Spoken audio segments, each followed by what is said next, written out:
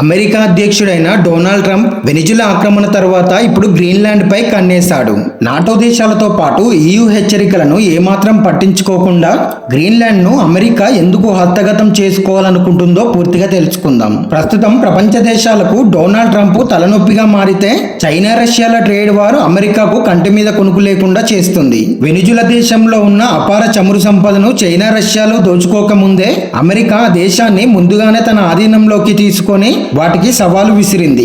ఇప్పుడు గ్రీన్లాండ్ కు కూడా అదే పరిస్థితి వచ్చింది. నిజానికి 2019లోనే డొనాల్డ్ ట్రంప్ గ్రీన్లాండ్ పై కన్నేశాడు. అసలు గ్రీన్లాండ్ అమెరికాకు ఎందుకంత కీలకమో తెలుసుకుందాం. నార్త్ అమెరికా, యూరోప్ల మధ్య గ్రీన్లాండ్ కీలక మార్గంగా ఉంది.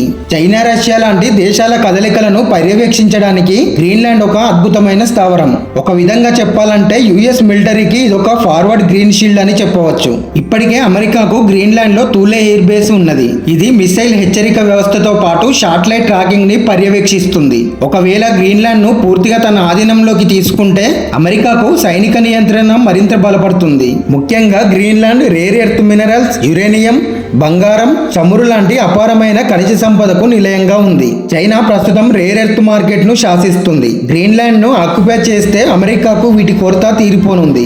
ఇక ట్రేడింగ్ విషయానికి వస్తే గ్లోబల్ వార్మ్ వల్ల గ్రీన్లాండ్ లో ఐస్ గణనీయంగా కరిగిపోతుంది. భవిష్యత్తులో ఈ ప్రాంతం నుండి కొత్త షిప్పింగ్ రూట్స్ తెరుచుకోవచ్చు.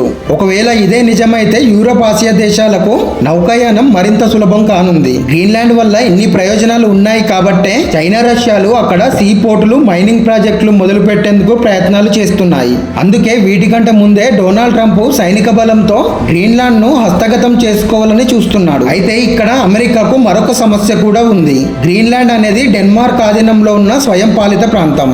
అమెరికా ఆలోచనను డెన్మార్క్ ఏమాత్రం ఒప్పుకోవడం లేదు. ఈ వీడియోపై మీ అభిప్రాయాన్ని లైక్ చేసి కామెంట్ రూపంలో తెలియజేయండి.